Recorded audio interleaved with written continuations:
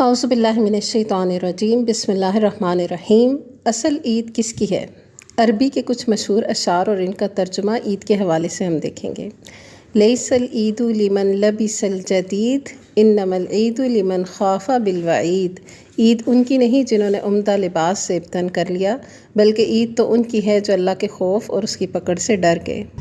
لیس العید لمن تبخر بالعود انما العید لمن تاب ولا یعود۔ عید ان کی نہیں جنہوں نے آج عمدہ خوشبوؤں کا استعمال کیا، بلکہ عید تو ان کی ہے جنہوں نے اپنے گناہوں کی توبہ کی اور پھر اس پر قائم رہے۔ لیس العید لمن نصب القدور انما العید لمن سعد بالمقدور۔ عید ان کی نہیں جنہوں نے عمدہ کھانوں کی ڈشیں پکائیں، بلکہ عید تو ان کی ہے جنہوں نے حتی الامکان سعادت حاصل کی اور نیک بننے کی کوشش کی۔ لیس العید لمن تزین بزینت الدنیا انما العید لمن تزود بزاد التقوی۔ عید ان کی نہیں جنہوں نے دنیاوی زیب و زینت اختیار کی، بلکہ عید تو ان کی ہے جنہوں نے تقوی اور پرہیزگاری کو اختیار کیا اور اسے اپنا توشہ بنایا۔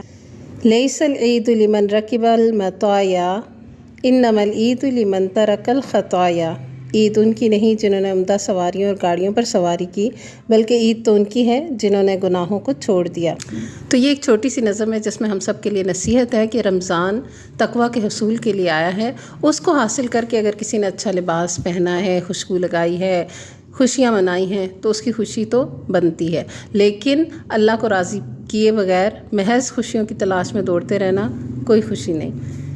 والسلام علیکم ورحمۃ اللہ وبرکاتہ۔